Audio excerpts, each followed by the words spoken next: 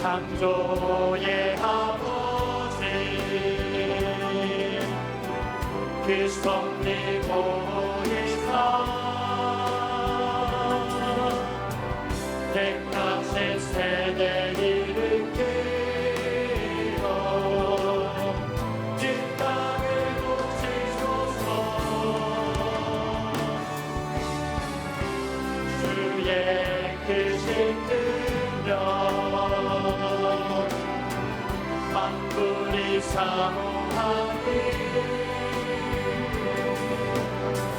성령의 기름 부어주사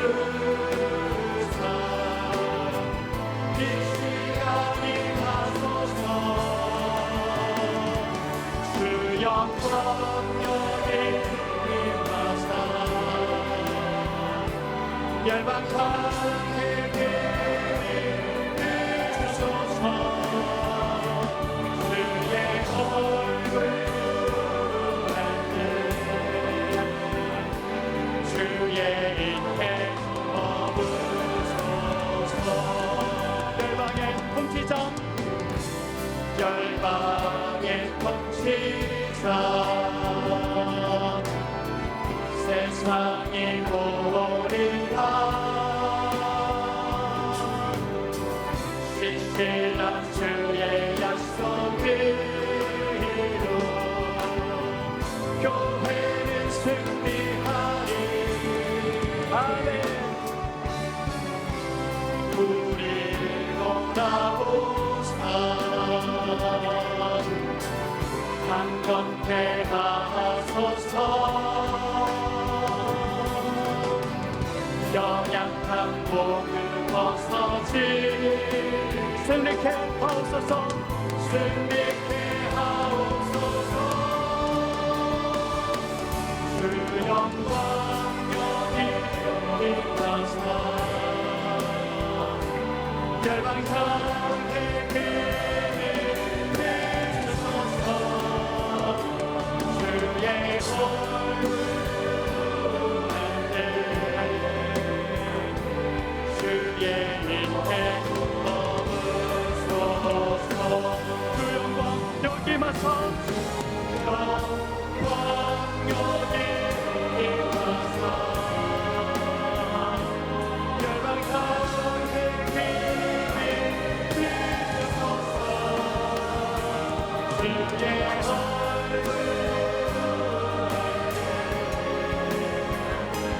주의 인행 머무소서. 영광 영광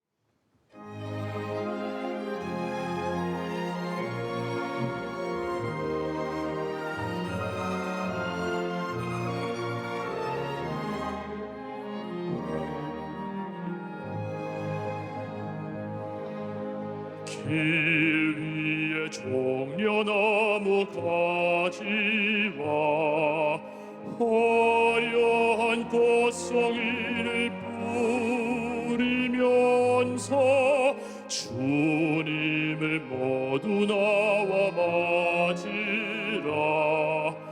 눈물을 씻어주는 주님을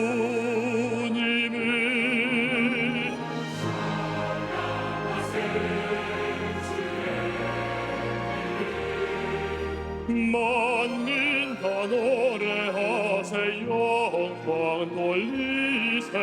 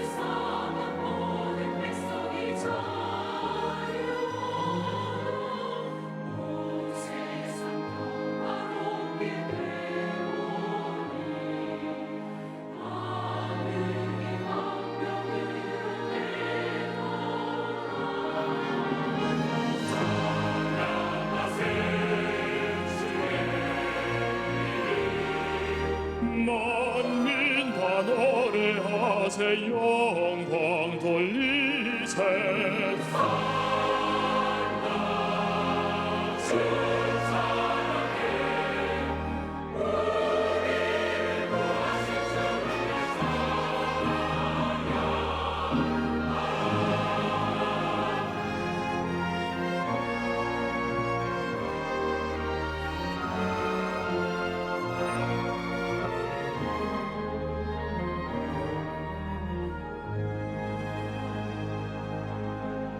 오 복된 예루살렘 자녀들 해방의 종이 울린다 기뻐하라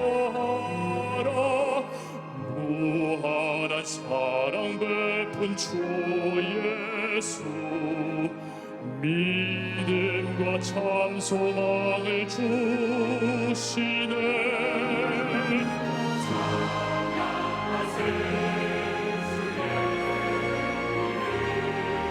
만민 다 노래하세 영광 돌리세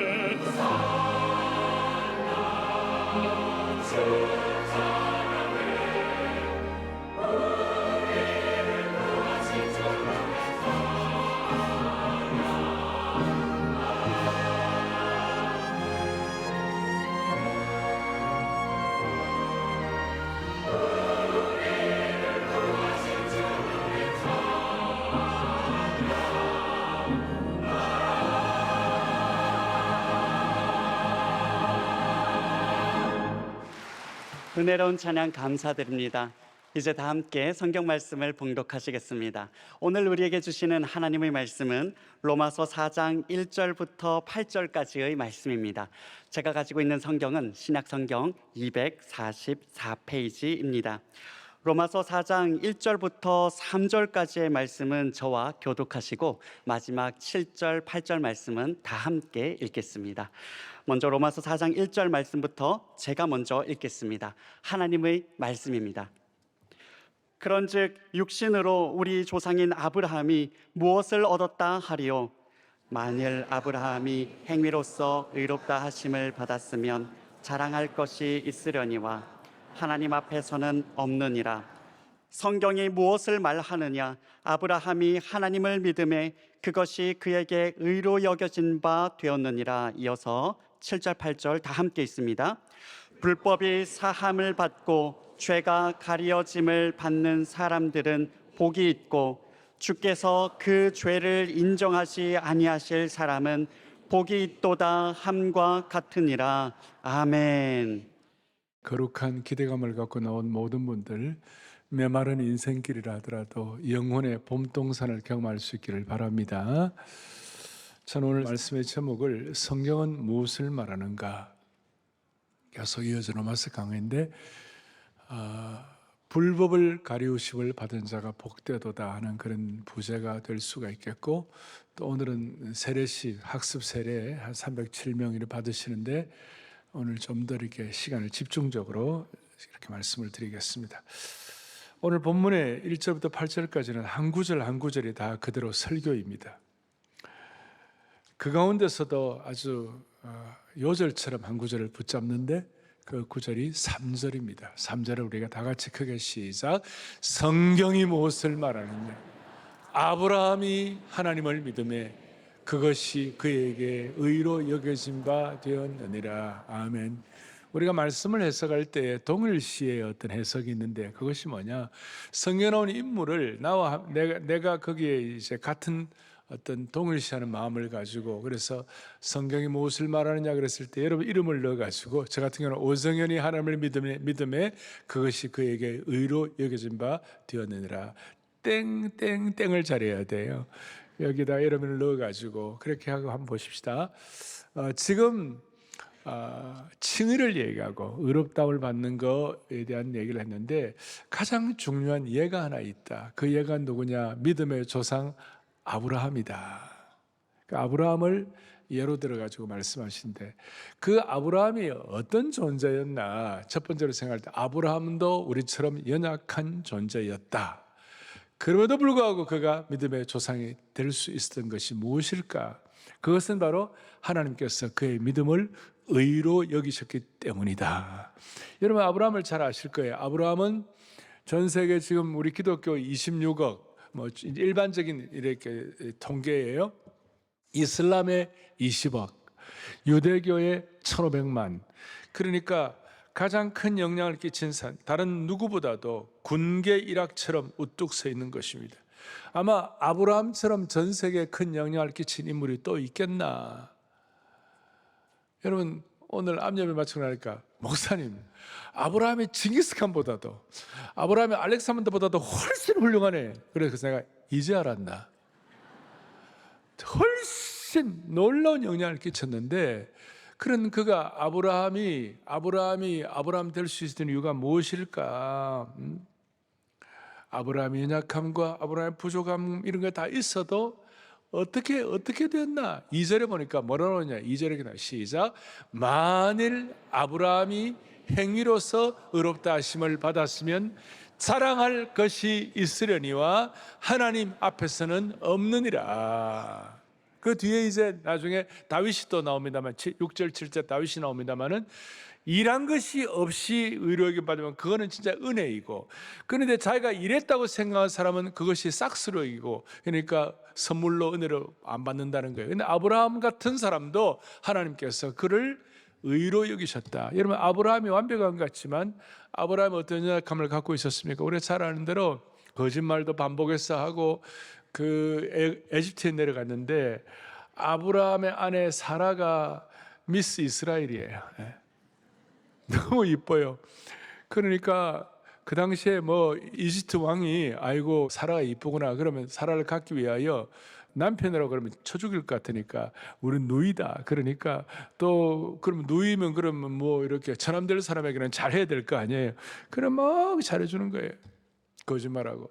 또 그런 일들이 또 언제 있어. 나중에 그랄 왕 아비멜렉이라고 있었는데 아비멜렉이 또 그랄에 가니까 그래 또 거짓말을 하는 거예요. 똑같은 게 또 반복이 되는 거예요. 무엇보다도 가장 큰 심각한 것은 사라가 당시에 자식이 없는 것은 심각하니까, 자식이 없으니까 사라가 이제 여종 하가를 취하라. 하나님은 약속의 자식을 주신다고 그랬는데 그걸 못 믿고 그래 그냥 그대로 이제 그 말 듣고 했다가 이스마엘이 태어나고 지금도 시끄러워요.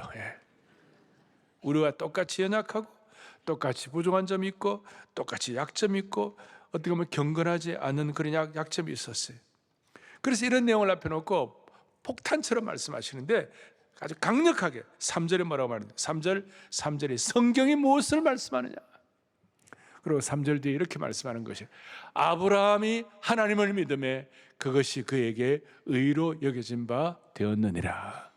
그의 행실과 그의 연약함과 그의 약점이 있음에도 불구하고 아브라함은 하나님을 믿었다. 그것이 그에게 의로 여겨진 바 되었느니라. 여러분이나 저의 삶을 다 돌이켜보면 우리도 약점 많이 있어요. 그런데 오늘 믿음이라는 게 뭔가요?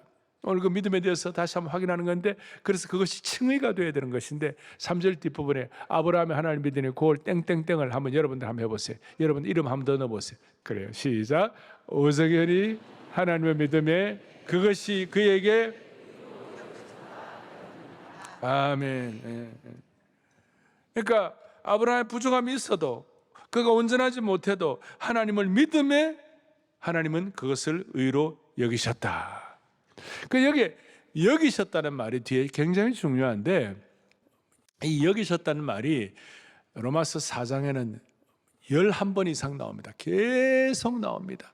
4장 3절, 4절, 5절, 6절, 그 다음에 8절, 9절, 10절, 11절 계속해서 헬라어로 이게 로기소마이라고 그러는데, 이게 여겨졌다는 말이 뭐냐면 it was credit. 크레딧을 받았다. 간주하다. 크레딧을 받았다. 신용을 받게 하다. 그러니까 하나님께서 우리에게 이 하나님의 의를 계좌 이체시켜 주셨다. 그게 여겼다. 이 크레딧 받게 하다. 이 은혜 때문에 이 크레딧을 받고 난 다음에 이유는 모르지만 하나님이 이렇게 여겨주셔가지고 그 믿음을 의로 여기셔갖고 그 이후에는 많은 경우 승리하고 또 믿음의 어떤 시험에서도 승리하고 이삭을 바칠 때도 그걸 승리하고 다 하나님께서 그렇게 믿음의 조상으로 삼아 주신 줄로 믿습니다. 여러분 다시 한번 묻습니다. 사람은 성경이 말하는데 사람은 어떻게 구원받습니까? 우리 자신의 행위, 우리의 신념, 우리의 자랑 아닙니다. 아브라함처럼 오늘 오직 하나님께서 의로 여겨주셔야 구원받는 것입니다. 저는 이 땅에 일어나는 모든 사건들을 다 이해할 수 없습니다. 그러나 한 가지는 하나님의 하나님 되심을 신뢰하는 것입니다. 저는 제 인생길에 모든 해답이 다 없다 할지라도 주님께는 해답이 있는 줄 믿습니다. 그 바로 삶이 힘들고 어려워서 고통스럽더라도 주님이 다 아셔 하면서 묵묵히 하나님을 신뢰하기를 원하는 것입니다. 우리는 우리 인생의 마지막 끝을 우리는 다 몰라요. 그러나 하나님은 다 보고 계시기 때문에 우리는 마지막 끝을 하나님께 맡기는 것입니다. 여러분 삶의 여정은 때로는 너무나도 가혹하고 어떨 때는 잔인합니다. 이해하기 어려울 때가 있습니다. 그런데 주님을 신뢰하고 믿음을 가진 사람은 결국은 마지막은 하나님께 승리하게 하시는 것을 믿기 때문에 과정을 다 몰라도 주님을 신뢰하는 것입니다. 우리가 나이가 들어갑니다. 몸이 연약해질 때도 있고 인생의 어두움도 있고 영혼이 연약해질 때도 있습니다. 그럴 때도 한결같이 하나님을 신뢰하는 것입니다. 제가 핵심은 아브라함 약점이 있어도 주님이 기억해 주시고 그의 믿음을 의로 여겨주신 하나님 앞에 우리가 의탁할 때 우리는 이 믿음을 가지고 어제 토비스도 얘기했습니다. 우리는 우리의 인생의 태도를 한결같이 또 뭐죠? 변함없이 또 뭐죠? 꾸준하게 그리고 또 충성되게 오늘 세례받은 모든 분들 이 믿음의 눈을 열고 하나님 앞에서 한결같이 변함없이 꾸준하게 충성된 은혜가 있기를 바라는 것입니다.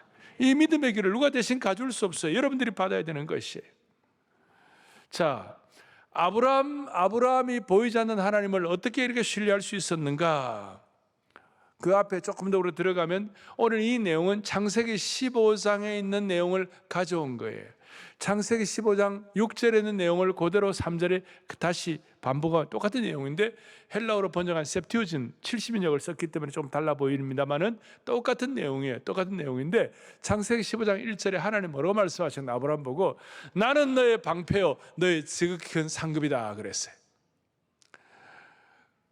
하나님이 방패고 하나님이 상급이다 그랬는데 아브라함의 현실은 그 당시 아까 말씀한 대로 자식이 없으면 이게 현실이 좀 방패와 상급이 별 의미가 없어요. 그러니까 3절에 15장 3절에 아브라함이 뭐라고 하죠? 주께서 내게 씨를 주지 아니하셨으니 자식도 없는데 입이 쑥 나왔어요. 자식도 없는데 그런 상황에서 아브라함이 여호와를 믿으니 6절에 여호와께서 그것을 의로 여기셨다. 중요한 것은 환경은 변화가 없었어요. 자식이 태어난 것도 아니었어요. 현실은 그대로였어요.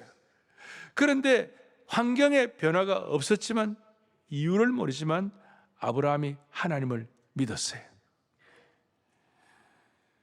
오늘 이것이 저와 여러분의 중요한 것이에요. 우리가 살다 보면 다른 거 믿어보면 다 헛된 건 나중에 다 알게 되어 있는 것입니다만은 하나님께서 아브라함에 보신 것은 그의 행위도 그의 성취도 그의 결과도 그의 인격도 아니었어요. 아브라함이 하나님을 믿으니 하나님은 의로에 계셨다. 그래서 여기서 우리는 영적인 인사이트 통찰력을 갖게 되는데 이런 뜻입니다. 하나님은 완벽한 사람을 찾으시는 것이 아니라 하나님을 믿는 믿음의 사람을 찾는 것이에요. 이런 뜻이에요.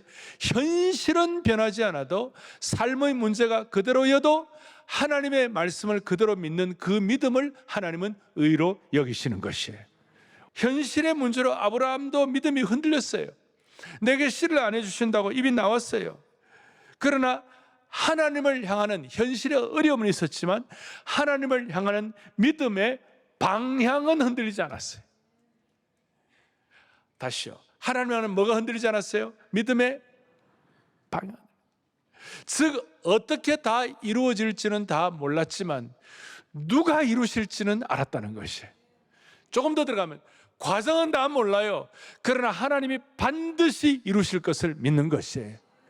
저는 어릴 때부터 이것이 제게 좀 체화돼서 그런지 모르지만 남들은 다 안 된다 그러지만 마지막 결론은 제가 알고 있는 거예요. 건축할 때도 막 수많은 어려움이 있어요. 그러나 하나님께서 마지막은 하나님이 하실 것이다. 과정은 다 몰라요. 수많은 어려움이 있어요. 여러분과 제 삶에 조금 전에 말씀하셨어요. 인생은 어떻게 보면 인생의 사건은 벽도 많고 인생의 벽도 많고 삶에 잔인한 것도 있고 가혹한 것도 있고 다 있어요. 과정들은 다 몰라요. 그러나 결과를 우리가 아는 것이에요. 결과를 알고 있기 때문에 조금 전에 말씀한 대로 여기 나온 것처럼 과정은 다 몰랐지만 누가 이루실지 하나님이 이루실 것을 믿는 것이에요. 이것이 여러분과 저의 개인의 문제뿐만 아니라 교회의 문제와 이민족에게도 이런 내용들이 역사하게 될 것입니다. 그래서 하나님 먼저 보시는 것은 믿음의 어떤 크기가 아니라 믿음의 방향이 되는 것이에요. 하나님께서 의로 여기시는 믿음의 사람은 흔들리지만 흔들리면서도 하나님께 나오는 사람, 의심하지만 의심하면서도 하나님의 말씀 앞에 올바른 방향을 가지고 머무는 사람. 이런 의미에서 세상의 모든 거 잘 나가가지고 하나님 없이도 살아갈 수 있는 사람이 그게 행복한 것이 아니에요. 과정이 흔들리더라도 우리가 결과는 하나님이 하실 것을 믿고 그것에 대한 영의 눈이 열려가지고 그 과정 가운데서 흔들리는 과정 가운데서도 방향 하나만은 분명한 은혜가 있기를 여러분들에게 있기를 바라는 것이에요. 인생은 제가 잔인한 인생이 많다 그랬어요. 여러 해 전에 우리 교회에 그런 일이 있었어요. 예수님 잘 믿는 분이신데 아버지인데 돌아가셨어요. 교통사고로 돌아가셨어요. 티네이저 딸들을 두고 돌아가시는 거예요.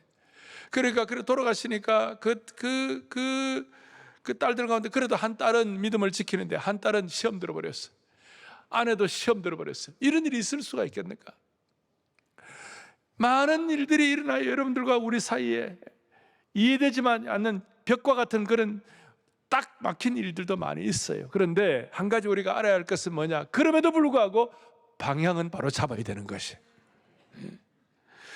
우리 하나님은 자주 중간 과정을 생략하시고 미래를 현재로 끌어와서 한 걸음 한 걸음 주님 앞에 걸어가도록 만들어 주시는 것이, 주님을 닮아가도록 만드는 것이.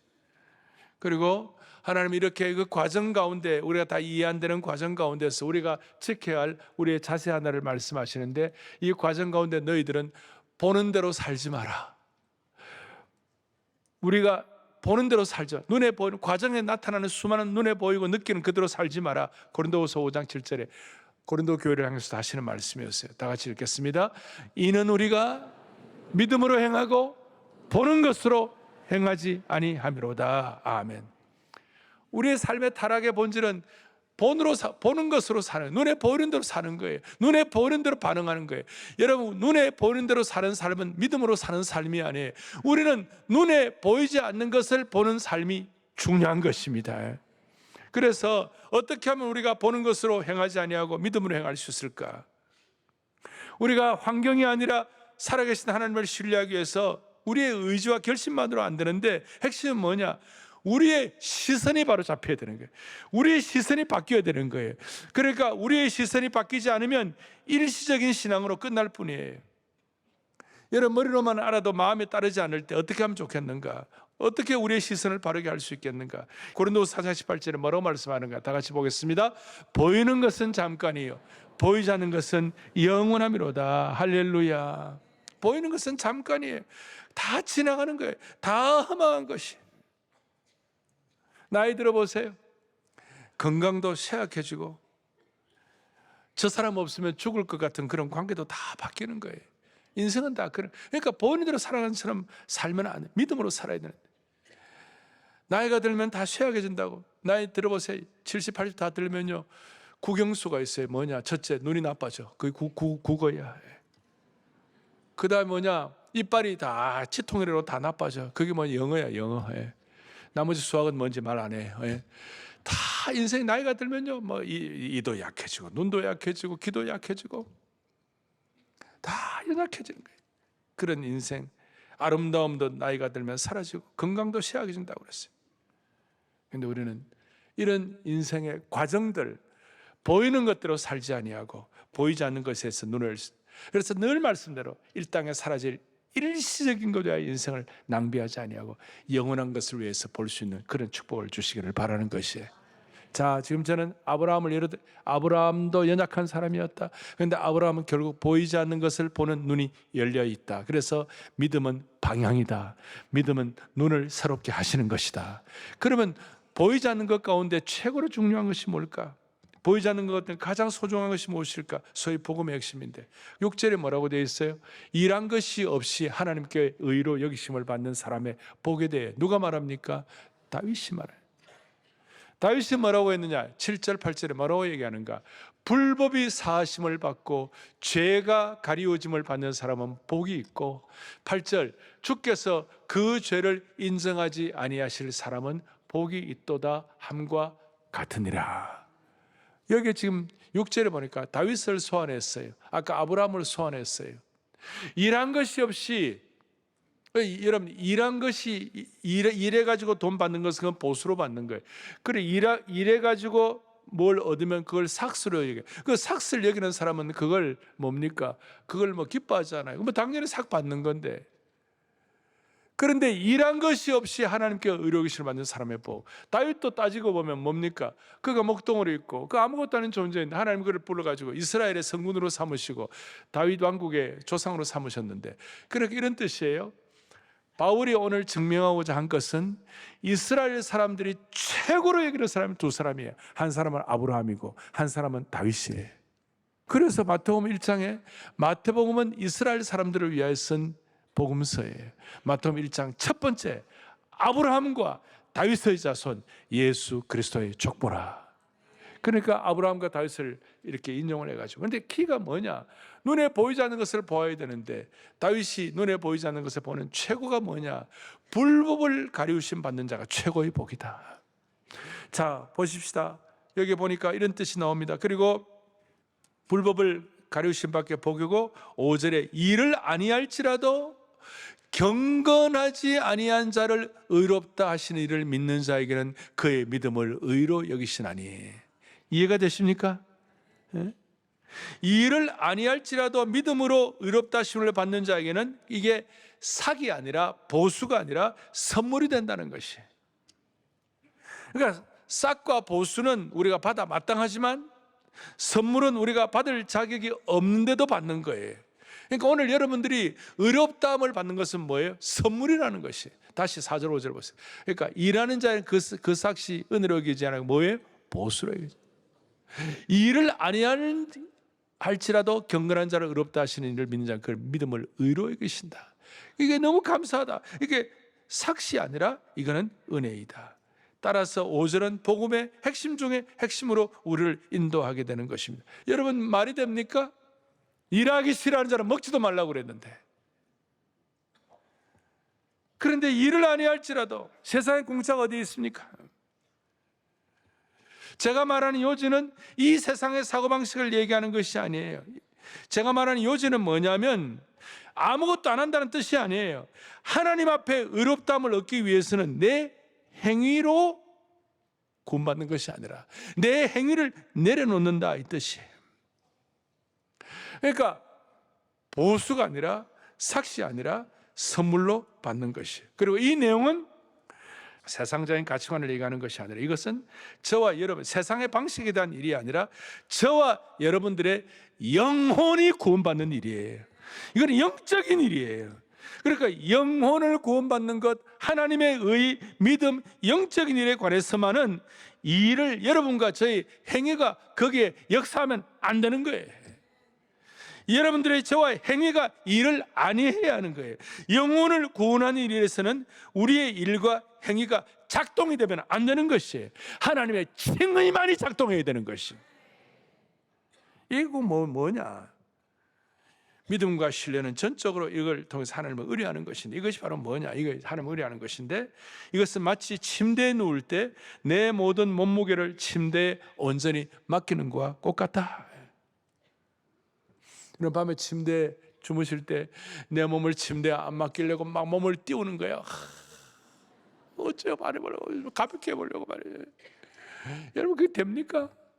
그러면 불면증이에요, 불면증. 그 침대에다 막 맡기는 거예요.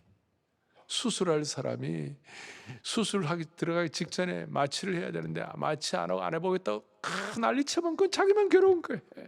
믿음이 똑같아. 수술 때에 내 몸을 맡기는 거, 침대 위에 내 몸을 누이는 거 똑같아. 우리가 할 수 있는 것이 없어요. 믿음으로 맡기는 것이에요. 우리가 할 수 있는 것이 있으면 그는 싹시 되고 그건 보수가 되는 것이.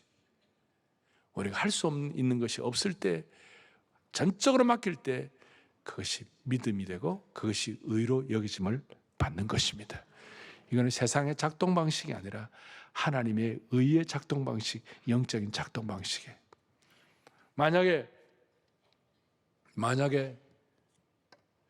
세상에는 유죄인 사람을 보고 판사가 무죄로 판정을 해버리면 무슨 일이 벌어지겠습니까? 그 판사가 아마 고소당할지 몰라요. 그런데 하나님의 방식은 다르다는 것이, 경건하지 않는 자를 의롭다 하시는 거, 이거는 참으로 역설적인 말씀이에요. 세상에서는 유죄인 자를 무죄라고 잘못 판결을 하면 판사가 비난받고 잘못하면 감옥 갈 수 있어요. 근데 하나님 왜 이렇게 하시는 거예요? 중요한 이거예요. 우리는 모두가 다 내가 더 의롭고 더 그래야 하나님 앞에 나아갈 수 있다고 생각해요. 그러나 복음은, 구원받는 것은, 시작, 우리는 의로워져야 하나님께 나아갈 수 있다고 생각한다. 그러나 복음은 정반대로 하나님께 나아가면, 할렐루야, 하나님께 나아가면 뭐예요? 어렵게 된다. 이것이 복음의 기적이요, 복음의 은혜가 되는 것입니다. 이게 될 때 우리의 존재의 축과 삶의 엔진이 바뀌는 것이에요. 존재의 축이 바뀐다는 것은 자기 중심적인 축이 하나님 중심 축으로 바뀌게 되는 것이고, 내가 나를 어떻게 보느냐가 아니라 하나님이 나를 어떻게 보시느냐로 바뀌게 되는 것이고, 삶의 엔진을 바뀐다는 것은, 여러분과 제 삶을 움직이는 동력이, 엔진이 뭐냐? 우리는 인정받고 싶고 즐기고 싶고 실패가 두렵고 버림받기 싫다는 이런 내용들이 우리의 삶의 동기가 되지 않겠어요? 그런데 하나님께서 나를 자녀로 삼으시고 나를 버리지 않으시고 나를 의롭게 하셨다는 사실 때문에 세례받는 분들, 두려움 대신에 담대함으로, 불안 대신에 자유함으로, 불평 대신에 지난번에 말씀한 감사로, 자격 없는 나를 어렵게 하시는 그 하나님의 은혜로, 삶의 기쁨으로 이 엔진이 딱 되어가지고 우리의 삶을, 경주를 걸어갈 수가 있는 줄 믿습니다. 이것이 우리의 삶의 라이프 스타일 가스펠이, 삶의 라이프 스타일이 되는 것이. 오늘 이 은혜가 여러분들 한 분 한 분에게 넘치기를 바랍니다. 정리합시다. 우리 하나님은 경건하지 않는 자를 믿음으로 어떻게 하신다고요? 의롭다 하신다. 우리 하나님은 의로운, 겉으로 볼 때 의로운 사람이든 아니면 사악한 사람이든 상관이 없어요.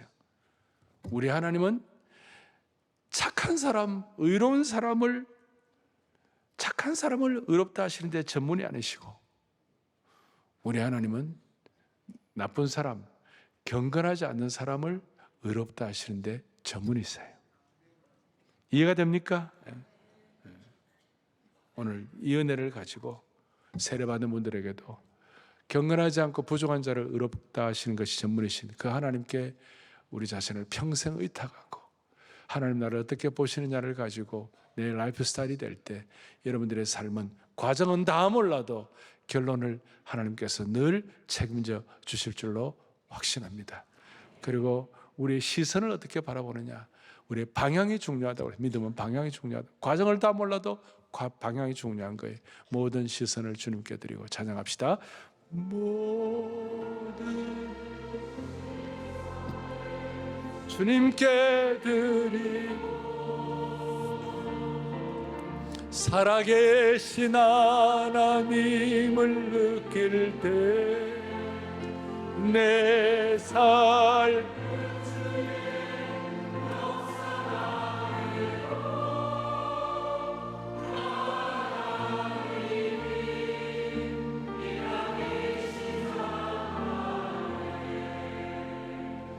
사랑의 교회는 이런 말씀을 기초로 해서 세례를 베푸는데, 오늘 학습 세례 베풀기 전에 우리 교회 아름다운 전통인 간증을 하고 우리가 세례를 받도록 그렇게 하도록 하겠습니다. 앞 예배 때는 38세 되는 형제가 대학 교수이셨는데 오늘 세례 받고, 오늘 2부 때는 우리 46세 김수연 여성도님이 공무원이신데 나오셔갖고 이 시간 세례 간증을 하도록 하겠습니다. 나오실 때 우리 모두가 다 따뜻한 박수로 환영해 주십시오. 저희 딸 주연이는 7살 때까지 선택적 한묵증을 앓았습니다. 집안에서 의사소통하는 데 문제가 없었기에 건강하게 잘 자라고 있다고 생각했는데 4살 무렵 어린이집 선생님이 조심스럽게 검사를 권유했고 결과는 선택적 한묵증이었습니다. 불안도가 높은 아이들이 직계 가족을 제외한 다른 사람들과 의사소통을 하지 않는 경우가 있는데 주연이가 그랬습니다. 어린이집이나 유치원에서 선생님이나 친구들과 말을 하지 않았습니다. 다른 사람 앞에서는 돌처럼 굳어져 버렸습니다. 부모인 저희는 늘 답답했고 마음 한켠이 무거웠습니다. 열심히 살았고 다른 사람에게 폐를 끼친 것도 없는 것 같은데 왜 이런 일이 생기는 것인지 알 수 없었습니다. 할 수 있는 치료는 다 해봤지만 크게 나아지지 않았습니다. 초등학교 입학을 앞둔 7살이 되자 저는 신경쇠약에 시달릴 정도로 걱정이 앞섰습니다. 몇 달 후면 학교에 입학을 하는데 말을 하지 않으니 학습이나 교우 관계가 제대로 될 리 없다는 생각이 들었습니다. 친구들과 어울리지 못해 주연이 혼자 고통스러워하는 꿈을 자주 꾸었고 제 마음이 불편하니 다리를 쭉 뻗고 자는 것이 힘들어 늘 웅크리고 잠이 들었습니다. 끝없는 죄책감과 자책에 시달렸습니다. 지푸라기라도 잠든 심정으로 온갖 신을 찾았습니다. 부처님도 찾고 산신령님도 찾았습니다. 심지어 살아계셨을 때 어려운 사람을 많이 도왔다는 할머니가 도와주실까 싶어 할머니도 찾았습니다. 그때 노방전도인지 우연히 읽은 글인지 모르겠지만 예수 믿으면 구하는 것은 다 이루어진대라는 말이 생각이 나서 예수님을 열심히 불렀습니다. 그렇게 가을이 지나고 초등학교 입학을 3개월여 앞둔 12월 9일 유치원 담임 선생님 말에 처음으로 대답을 하면서 타인과 소통하기 시작했습니다. 뛸 듯이 기뻤고 심리치료 선생님과 유치원 선생님의 인내와 지도에 감사했습니다. 그렇게 일상의 평화를 찾으며 잠시 찾았던 예수님도 잊혀졌습니다. 주연이는 학교 생활에 잘 적응했지만 불안이 높은 기질은 여전했습니다. 잠들기 전 꼭 1시간 이상 울면서 엄마, 나는 내일이 오는 게 너무 무서워 하며 두려워 떨었습니다. 괜찮아, 엄마 아빠가 다 지켜줄게. 아무리 이야기해도 소용이 없었습니다. 그러던 중 놀랄 일이 생겼습니다. 주연이는 초등학교 4학년 때 친구 하은이를 따라 사랑의 교회 주일학교에서 단 한 번 예배를 드리고 와서는 이렇게 말했습니다. 엄마, 두려워하지 말고 근심하지 말래. 인간의 노력으로 사는 것이 아니라 하나님이 역사하셔서 우리가 사는 거래. 그렇게 노력해도 안 되던 일이 단 한 번의 예배로 이루어졌습니다. 그날 10년 만에 처음으로 주연이는 편안하게 잠이 들었습니다. 교회에 다녀오면 우리를 앉혀놓고 들었던 말씀을 다시 들려주었습니다. 조금하다 말겠지 하는 생각에 주연이를 주일학교에 들여보내고 저희는 마칠 때까지 교회 근처 카페를 전전하였습니다. 1달, 2달 시간이 지날수록 주연이는 더 밝은 모습으로 바뀌어 갔고 저희의 주말은 교회를 중심으로 돌아갔습니다. 예배를 드리면 한 주를 살아갈 힘을 얻고 용기를 얻는다는 딸의 말이 놀랍기도 하고 궁금하기도 해서 2달 만에 남편과 같이 안아주심을 본당에서 어렵게 예배를 드렸습니다. 평소 종교는 나약한 자들의 마약 같은 것이라 주장하던 남편은 담임 목사님 설교를 들으며 눈물을 글썽였습니다. 저도 오래전 잠시 찾았던 예수님이 떠올랐습니다. 엄마 아빠가 주연이보다 성경을 모르니 다락방에 참여하고 성경대학을 들었습니다. 주일에 예배드리면 평소 말랐던 마음이 촉촉해진다는 딸의 말을 저도 체험하고 있습니다. 저는 지금 하나님과 사랑에 빠졌습니다. 이제 저의 하루는 근심, 걱정 대신 하나님의 사랑으로 가득 찹니다. 제자 훈련도 빨리 받고 나중에 손주들을 위해 기도하는 할머니도 되고 싶습니다. 하나님은 놀랄만한 선물을 또 주셨습니다. 올해 주연이가 정교 회장이 되었습니다.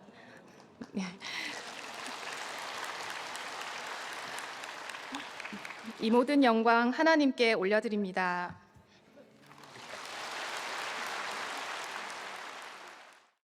이 프로그램은 여러분의 미디어 선교 후원으로 제작되었습니다.